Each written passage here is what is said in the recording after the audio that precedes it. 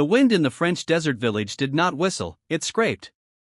It dragged itself across the parched earth, lifting veils of grit that settled into every crevice, every wrinkle of worry. It was the only sound she knew now, besides the grating of the bolt and the dull thud of the tin plate once a day. 1943 was not a year here, it was a condition. A state of existing within four walls of corrugated iron that baked by day and shivered by night, a hollowed-out warehouse on the forgotten rim of a forgotten place. She was a shape in the dimness. Once a young woman with a name, a history, a future knitted from ordinary dreams, she was now a silent occupant of fear. The occupying forces had taken her, a transaction of power and intimidation, and stored her here.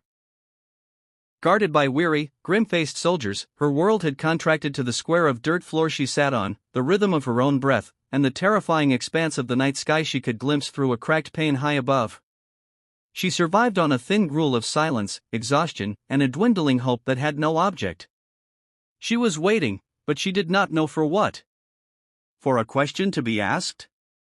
For a sentence to be passed? For the morning? Each dawn felt less like a reprieve and more like a repeat of the same endless sentence. Then, the grammar of her night shattered. It began not with a shout, but with a sharp crack that split the air like dry wood. Then another. And then the night erupted into a staccato chaos of gunfire. It was close, terrifyingly, vibrantly close. Muffled shouts in French and guttural commands in German tangled outside her walls. The percussion of battle. The thump of a grenade, the sporadic rip of a machine gun, shook the dust from the rafters, letting it fall like a phantom snow onto her hair and shoulders. She curled into the darkest corner, arms wrapped around her knees, making herself small, invisible. This was not rescue, this was the storm. She was a pebble at the center of a avalanche, waiting to be buried or revealed. She saw none of it.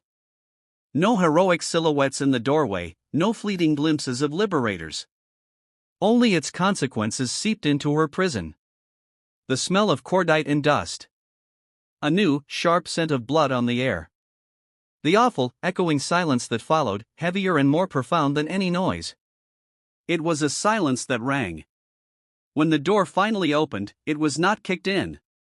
It was eased open with a careful, grating sound. The figure that entered was not a triumphant soldier, but a shadow moving with exhausted grace. He was young, his face smeared with dirt and soot, his uniform dark with more than night. He did not speak. He simply looked at her, and in his eyes, she saw the same hollowed-out reflection of the night's violence. This was the rescue, quiet, careful, and devastatingly incomplete. There were no grand declarations. Another soldier followed, a canteen was offered. The tepid water was the most profound thing she had ever tasted. A first aid kit appeared, her wrists, raw from rough bonds, were bandaged with a clinical tenderness.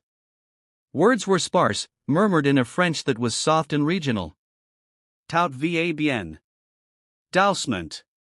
It was the language of aftermath. They helped her stand, her legs buckling under the weight of disused strength and lingering terror. As she shuffled out into the night, the cold air was a shock. Around the warehouse lay other shapes. Some moving, some still. The cost, written in the sand, the wind resumed its endless scrape. Metal of rifles and buckles clinked softly. Footsteps crunched on gravel, careful and slow. Breath clouded in the air, hers ragged, theirs measured with fatigue.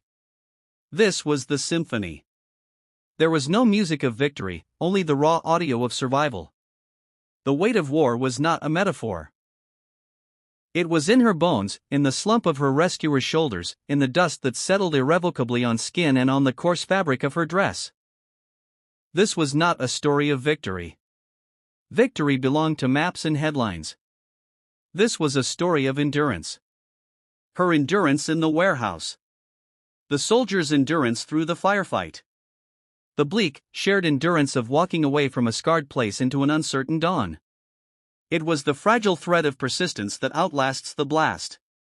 One person, hollowed out by fear. One night, fractured by violence. 1943, in a warehouse at the edge of silence, where the only thing liberated was the chance, bare and fragile, to endure another day.